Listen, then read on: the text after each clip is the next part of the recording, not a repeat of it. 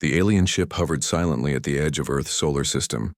Inside, Science Director Zix Vortal studied the holographic display of the third planet from the sun. His four eyes blinked in sequence as data streamed across the screen.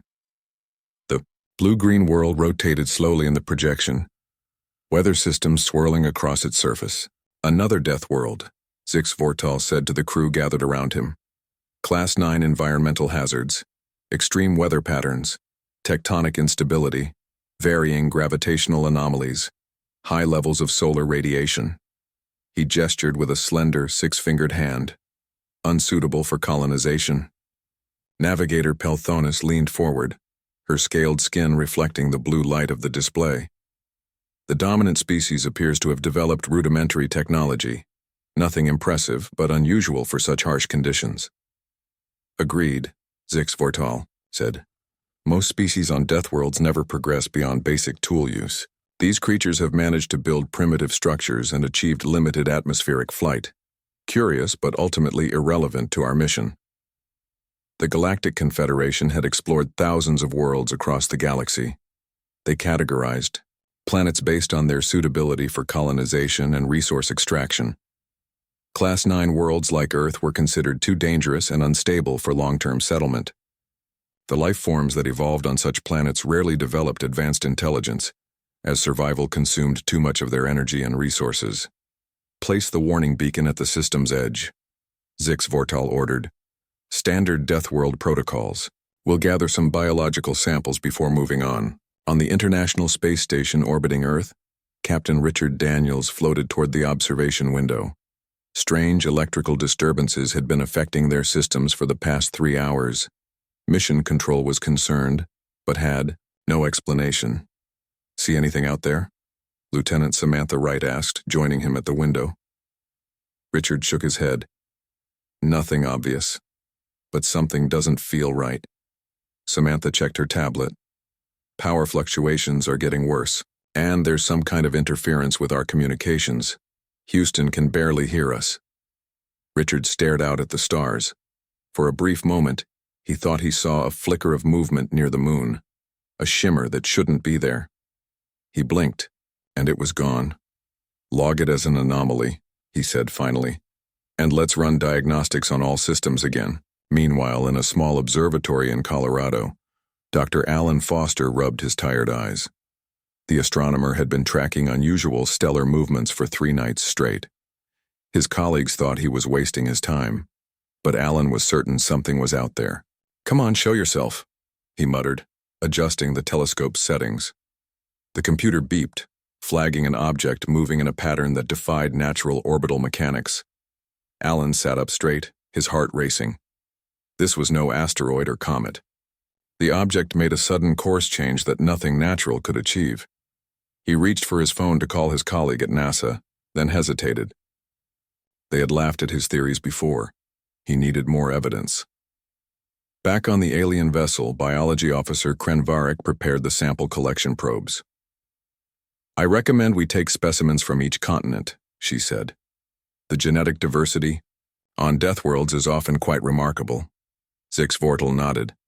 "Approved, but maintain stealth protocols. The dominant species appears primitive, but some of our reports suggest they might be more perceptive than we initially thought." Security Chief Dravmazor grunted. "They're barely using radio waves for communication. They pose no threat to our technology." "Even so," Zix Vortal said, "we follow protocols. The Confederation doesn't need another incident like the one on Proxima. Centauriac 4. The crew members nodded solemnly. 60 cycles ago, an underestimated primitive species had detected a Confederation research team and attacked them with surprising effectiveness. 3 crew members died before they could return to their ship. "Launch the atmospheric probes," Zix Vortal ordered. "Let's confirm the environmental data before we send down the collection team." On Earth, strange occurrences were being reported around the globe. Weather patterns shifted unexpectedly. Electronic devices malfunctioned momentarily. Animals became agitated for no apparent reason. In the White House Situation Room, government officials gathered around a table covered with reports. "What are we looking at here?" the president asked, his face grim. The Secretary of Defense shook her head. Unknown, sir, but multiple military and civilian radar stations have detected something at the edge of our atmosphere. Whatever it is, it doesn't match any known aircraft or satellite.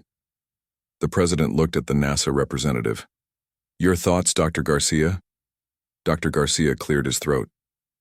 The pattern suggests intelligent control. If I were to speculate, I would say we are under observation. A heavy silence fell over the room. Are you saying this could be first contact? The President asked quietly. I'm saying we can't rule it out, Dr. Garcia replied. On the alien ship, the probes returned with their collected data. Zix Vortal reviewed the results with growing interest. Fascinating, he said. The dominant species, humans, they call themselves, have adapted to survive in conditions that would kill most sentient beings we've encountered. Their bodies can withstand temperature variations that would require environmental suits for most Confederation species. Kren Varric studied the biological scans. Their immune systems are remarkably robust, and their psychological profiles suggest high adaptability to stress and changing conditions. A necessary trait for survival on a death world, Zix Vortal noted, but it does not change our classification. This planet is unstable and dangerous by Confederation standards. He made his final entry in the mission log. Earth is hereby designated a Class 9 death world. Indigenous dominant species shows unusual technological advancement for such conditions, but remains primitive by Confederation standards. Unlikely to achieve spacefaring status due to environmental limitations. Standard warning beacon has been placed. No further action recommended at this time. As the alien ship prepared to depart, Zix Vortal made one additional note. Request permission for a small research team to return in 3 solar cycles for follow-up biological sampling. The adaptive capabilities of the indigenous life forms warrant further study for our xenobiology archives. The ship powered its engines and moved away from Earth, leaving behind only the warning beacon floating silently beyond Pluto's orbit. The beacon transmitted a simple message to any Confederation vessels that might pass by. Danger, Class 9 death world, unsuitable for colonization, proceed with caution. They had no way of knowing that in dismissing humanity as merely an interesting curiosity on a dangerous planet, they had made a critical error in judgment, one that would force the entire Galactic Confederation to reconsider what it meant to be an advanced species. As their ship disappeared into faster-than-light travel, on Earth, Dr. Alan Foster captured one final image of the departing object. He stared at his computer screen, his hands shaking slightly. I knew it, he whispered to the empty observatory. We're not alone. The first contact had occurred, even if most of humanity remained unaware, and the countdown to a more dramatic encounter had begun. 5 Earth years passed since the alien ship had placed its warning beacon and departed. Life on the blue planet continued, mostly unaware of the brief alien observation. Dr. Alan Foster had shared his findings with a small group of scientists, but without more evidence, few took him seriously. The government had classified the strange readings from that night, filing them away as unexplained phenomena. Then, on a cool autumn evening, they returned. The Arcturian research vessel was much smaller than the original survey ship. It carried a team of 6 researchers led by Junior Science Officer Mechlorian, an ambitious young Arcturian eager to make a name for himself. Approaching the death world now, the pilot announced. Entering high orbit. Mechlorian studied the view screen showing Earth below them. Remember your training, he told his team. This is a Class 9 environment. Full protection suits are mandatory. No exceptions. The team nodded nervously. Death worlds were notorious throughout the Confederation. Most researchers avoided them, preferring safer assignments. But studying life forms that evolved in such hostile conditions could lead to valuable scientific breakthroughs. We will land in this isolated region, Mechlorian said, pointing to a map of Wyoming. Sensors show minimal human activity there. We'll collect our samples and depart before the indigenous species becomes aware of our presence. The small shuttle descended through Earth's atmosphere at night, its cloaking technology hiding it from most human detection systems. It landed in a clearing in Grand Teton National Park, the surrounding mountains providing natural concealment. Park. Ranger Kate Maxwell was finishing her evening patrol when she noticed strange lights in the forest. She initially thought it might be lost hikers or illegal campers. She radioed her position to headquarters. "I'm checking out some unusual activity near Cascade Trail," she reported. "Probably just campers in a restricted area." "Want backup?" her supervisor asked. "No, I can handle it," Kate replied. "I'll call if I need help." She parked her truck and continued on foot, flashlight in hand. As she approached the source of the light, she slowed her pace. Something wasn't right. The glow had an unusual color, and there was a faint humming sound she couldn't identify. The alien research team exited their shuttle, moving awkwardly in their protective suits. The heavy padding and respirators were designed to shield them from Earth's deadly atmosphere and gravitational conditions. "Spread out," McLaurian ordered. "Remember your assignments. Plant samples from this area, soil composition readings, and if possible, observe the local fauna from a safe distance." The researchers began their work, setting up equipment around the clearing. Their shuttle's lights illuminated the area as they moved about, scanning and collecting. Kate crouched behind a large tree, watching in amazement. She had expected to find college students or tourists. Instead, she was looking at something impossible. Beings, in bulky suits moving around a small spacecraft. She reached for her radio, then stopped. Who would believe her? And what if they meant no harm? Making any official report would bring armed forces rushing in. That could end badly for everyone. Kate decided to watch and assess the situation first. She took out her phone and began recording video. At least then she'd have proof of what she was seeing. Inside his cumbersome suit, Tev Corlin, the team's biologist, struggled with his sample collection equipment. Earth's gravity was stronger than he was used to, making precise movements difficult. "These suits are ridiculous," he complained over the team's communication system. "I can barely move." "Safety protocols exist for a reason," McLaurian replied. "This atmosphere would burn your lungs in seconds." Tev Corlin wasn't convinced. The preliminary readings from his equipment showed oxygen levels that seemed perfectly breathable, though slightly higher than Arcturian optimal levels. But questioning the Confederation's classification of a planet was not his place. Kate inched closer, trying to get a better view. She accidentally stepped on a dry branch. The snap echoed in the quiet forest. The alien researchers froze. McLaurian signaled for the team to regroup near the shuttle. "We've been detected," he said urgently. "Prepare for immediate departure." In their panic, two researchers collided. One of them, the engineer Sylvestra, fell against a piece of equipment. There was a sharp crackling sound followed by sparks. "The field generator," she cried out. "It's damaged." The device, designed to create a protective barrier around their shuttle, began emitting a high-pitched whine.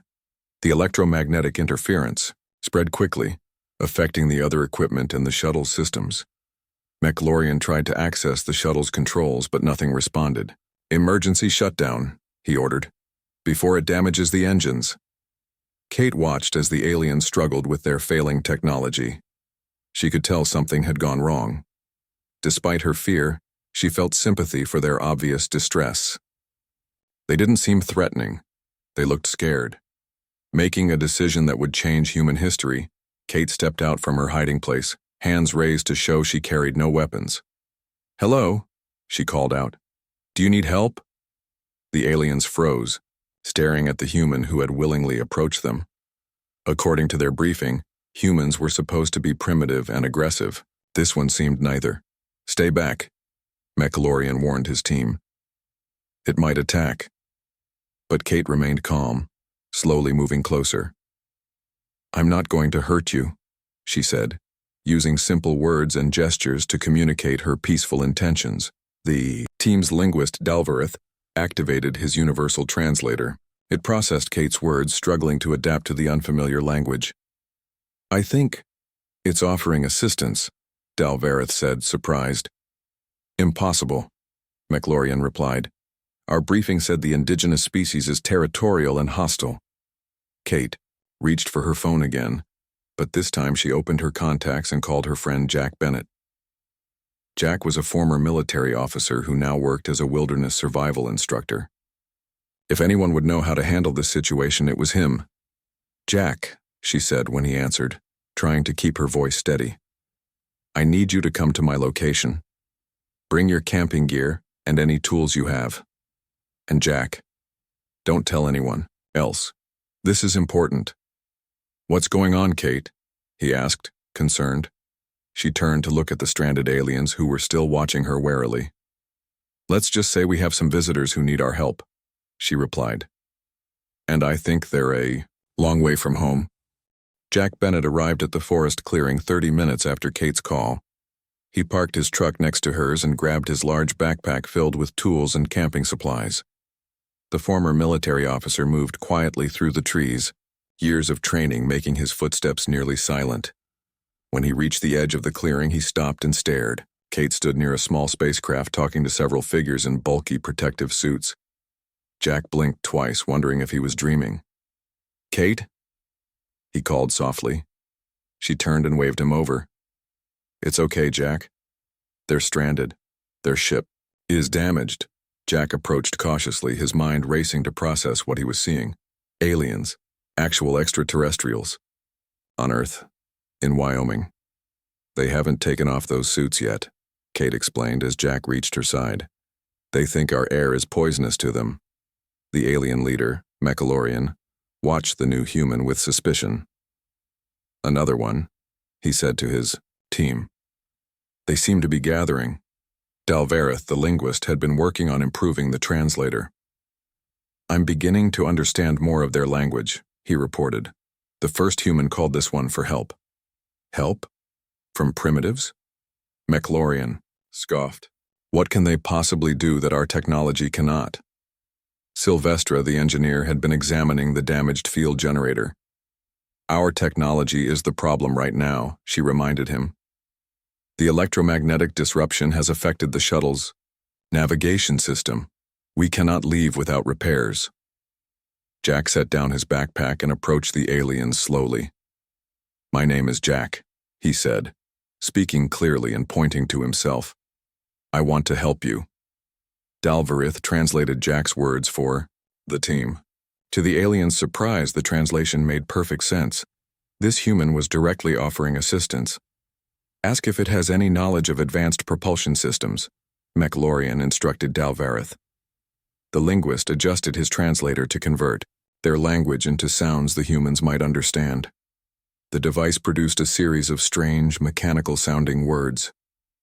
Jack and Kate exchanged confused looks. "I think they're trying to talk to us," Kate said. "Let me try something else," Jack suggested. He picked up a stick and drew in the dirt. First, he drew the alien's ship. Then he drew a simple picture of tools. Finally, he pointed from the tools to the ship and made a repairing motion with his hands. The aliens watched with growing interest. "Remarkable," Dalvareth said. "It's using symbolic communication." "That doesn't mean it can fix our ship," Mechalorian replied. Tev Corlin, the biologist, had been taking readings of the humans from inside his suit. "These readings can't be right," he muttered. "According to these scans, they're functioning perfectly in this toxic environment. No breathing assistance, no protective gear." "Your instruments must be malfunctioning," Mechalorian said. Sylvestra had moved closer to examine Jack's drawings. "I believe they genuinely want to help," she said, "and we have few options. Our distress signal isn't reaching the main ship due to interference." After a brief discussion, Mechalorian reluctantly agreed to accept the humans' help. Dalvareth worked to improve communication while Sylvestra explained their technical problems through diagrams and gestures. Jack studied the damaged equipment. "I don't understand their technology," he told Kate, "but I know something about electronics and power systems from my military days. Some of these components look similar to Earth technology, just more advanced." "Can you fix it?" Kate asked. "Not alone," Jack admitted. "But I might be able to create a temporary bypass for whatever's damaged." As the night progressed, an unusual partnership formed. Jack worked with Sylvestra, using his basic tools combined with salvaged alien components. Kate helped Tev Corlin collect the biological samples he needed, showing him which plants were safe to handle. In orbit above Earth, the main Arcturian research vessel grew concerned about the landing team's silence. Captain Zervalon called an emergency meeting. "We've lost contact with the research shuttle," he informed his officers. "Protocol dictates we should retreat to a safe distance and wait for the mission deadline." "But sir," his first officer objected, "there are 6 crew members down there." "I'm aware," Zervalon replied grimly. "But this is a death world. The Confederation's guidelines are clear. We cannot risk the main vessel by attempting a rescue on such a dangerous planet." With reluctance, Zervalon ordered the ship to move to a position behind Earth's moon, where they would wait for either contact from the team or the expiration of the mission deadline before reporting back to Confederation headquarters. Back in the forest, a breakthrough occurred. After hours of work, Jack managed to create a bypass for the damaged circuit in the field generator. The device hummed to life, its lights blinking in sequence. "It's working," Sylvestra exclaimed, her translator now functioning better after Dalvareth's adjustments. "How did you do that with such primitive tools?" Jack shrugged. "Sometimes simpler is better. Complex problems don't always need complex solutions." This concept puzzled the aliens, whose technological development had always focused on increasing complexity and automation. As dawn approached, McLaurian called his team together for a private discussion. "The field generator is operational, but the shuttle's navigation system is still compromised," he said. "We need at least 3 more Earth rotations to complete repairs." "Sir," Tev Corlin interjected, "I've been analyzing my readings. The atmospheric composition here isn't as deadly as our briefing indicated. It's different from our homeworld, but not immediately fatal as we were led to believe." "What are you suggesting?" McLaurian asked. "I believe we could remove our suits. For short periods, it would make repairs much easier." The team looked to their leader. Removing protective gear on a death world went against every safety protocol in the Confederation handbook. After careful consideration, McLaurian made a decision. "Tev Corlin, you will test this theory. Remove your helmet only, and for just 5 minutes. We will monitor your vital signs." With nervous movements, Tev Corlin unsealed his helmet and slowly lifted it off. He took a cautious breath of Earth's air. It's breathable," he reported with surprise. "Slightly higher oxygen content than I'm used to, but not harmful. And the gravity, while stronger than our homeworld, is manageable without full support." The other aliens watched in amazement as Tev Corlin continued to breathe normally. Kate and Jack, returning from gathering more supplies from their vehicles, stopped and stared at the now partially unmasked alien. "They're coming out of their suits?" Kate whispered. "Good," Jack replied. "Should make working together a lot easier." What none of them realized was that this moment marked a turning point, as news of the Death World inhabitants who helped an alien research team would eventually spread through unofficial channels across the Confederation. It would trigger events that would force the galaxy to reconsider their understanding of humanity. Word spread quickly through unofficial channels in the Galactic Confederation. Rumors of aliens on a death world helping stranded researchers reached important ears. Grand Commander Kells of the Dragoran species called an emergency meeting of the Confederation's military council. "This cannot be allowed to continue," Kells growled, his scaled skin darkening with anger. "If the inhabitants of Earth gain access to our technology, they could become a threat." Admiral Jor Vanth, a more moderate voice on the council, raised her four-fingered hand. "We only have unconfirmed reports the research vessel followed protocol by retreating to a safe distance and left their landing team at the mercy of Death World savages," Kells replied. "The humans may already be studying our technology. We must act now." After heated debate, the council approved Kells's plan. A containment vessel would be dispatched immediately to Earth. Their mission: eliminate any evidence of Confederation presence, retrieve the research team if possible, and ensure no Confederation technology remained in human hands.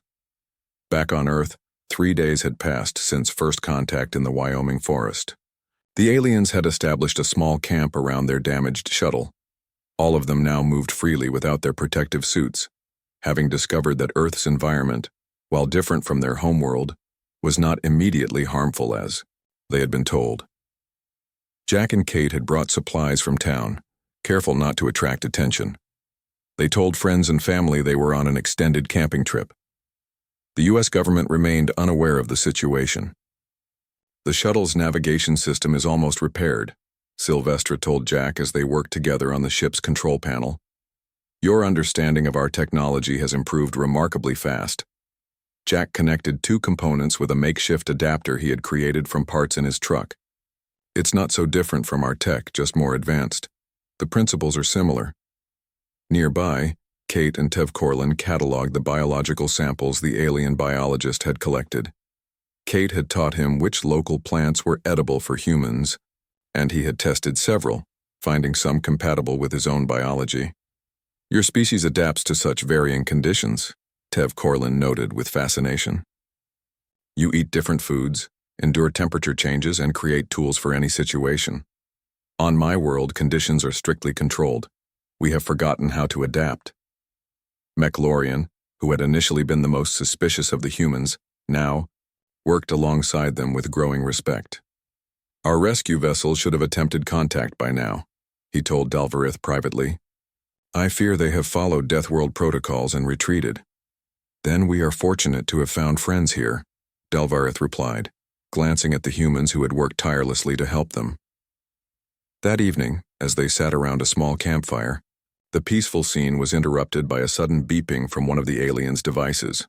McLaurian checked the scanner, and his expression changed to one of alarm. "A Confederation vessel has entered Earth's orbit," he announced. "But it's not our research ship. This is a military-class containment vessel." Jack's military training kicked in immediately. "What does that mean? Are they here to rescue you?" McLaurian hesitated before answering. "Not exactly. Containment vessels are sent when the Confederation believes a situation must be controlled. They will want to eliminate all evidence of our contact with your species, including any humans who have knowledge of us." Kate's eyes widened. "They would kill us just for helping you?" "The Confederation fears what they don't understand," Sylvestra explained sadly, "and Deathworld species are classified as unpredictable and dangerous." Jack stood up, his mind racing. "How much time do we have?" "They will likely send down a team within one Earth rotation," McLaurian replied. "Standard containment procedure." "Then, we need to prepare," Jack said firmly. "Kate, call your supervisor. Tell him you've spotted signs of illegal activity in the park and need the area clear to visitors for safety reasons. Don't mention anything about aliens." Kate nodded and moved away to make the call. Jack turned to the aliens. "We need to know everything about this containment team, their weapons, their tactics, their weaknesses. This is our world. We have the home field advantage, but only if we know what we're up against." In orbit, Lieutenant Draz of the Dragaran military reviewed the mission briefing with his containment team. "Our scans show the research shuttle landed in this wilderness area. 6 Arcturian scientists and at least 2 native life forms are at the site." "Rules of engagement, sir?" asked one of his officers. "Standard Deathworld containment," Draz replied, coldly. "Secure our people, eliminate all evidence, neutralize any natives who have been exposed to our technology. Deploy pacification protocols on landing. Electromagnetic pulses and gravity disruptors should disable any primitive weapons and incapacitate the natives." The team of 12 prepared their equipment, loading weapons designed to subdue even the most dangerous creatures the Confederation had encountered. Down on Earth, Jack organized their defenses. Kate had successfully cleared the surrounding area of park visitors. "The containment team will have 3 advantages," McLaurian explained as they gathered around a map of the area. "Superior weapons, their belief in our inferiority, and their environmental suits which provide enhanced strength and protection. But they also have weaknesses," Jack pointed out. "Those suits were designed to protect against conditions that don't actually harm you. That means they're unnecessary and likely restrictive. And they won't expect resistance," Kate added. "They think we're primitives who will be terrified by their technology." Jack nodded. "Exactly. We'll use their assumptions against them." Through the night, they prepared. Kate used her knowledge of the forest to set up natural traps and hiding places. Jack modified simple tools and camping equipment into defensive measures. The aliens provided crucial information about Confederation technology, particularly the weaknesses in their systems. By dawn, they were as ready as they could be. The team gathered at the edge of the clearing watching the sky. "They're coming," Mechalorian said quietly, checking his scanner. "Atmospheric entry detected." Jack looked at the others, his expression determined. "Remember the plan. Let them land and deploy. Don't engage until they activate their pacification devices." "What if it doesn't work?" Kate asked, nervousness evident in her voice. "It will," Jack assured her. "Their technology is designed with specific assumptions about environmental conditions and opposition capabilities. We're going to show them those assumptions are wrong." The containment ship appeared as a dark shape against the morning sky, descending rapidly toward the clearing. Its engines hummed with an ominous tone unlike anything manufactured on Earth. "For what it's worth," Tev Corlin said to the humans, "I'm sorry my people have brought this danger to yours." Jack's eyes remained fixed on the approaching ship. "Don't be sorry yet," he replied. "They've never faced Deathworld inhabitants before. They're about to learn why Earth earned that classification, not because our world is deadly, but because we had to become the deadliest thing on it to survive." The containment ship touched down in the clearing, its landing struts flattening the grass beneath. Steam hissed from vents along its hull as the rear door lowered to form a ramp. Lieutenant Draz emerged first, followed by his team of 11 soldiers. All wore environmental suits similar to those the research team had abandoned, but these were armor-reinforced and equipped with weapons. "Spread out," Draz ordered. "Secure the perimeter. Activate pacification devices on my command." From their hiding places around the clearing, Jack, Kate, and the Arcturian researchers watched the containment team advance. Jack held a makeshift communication device Sylvestra had created, allowing him to speak with all members of their group. "Wait for it," he whispered. "Let them deploy fully." Lieutenant Draz approached the research shuttle, noting the signs of repair work.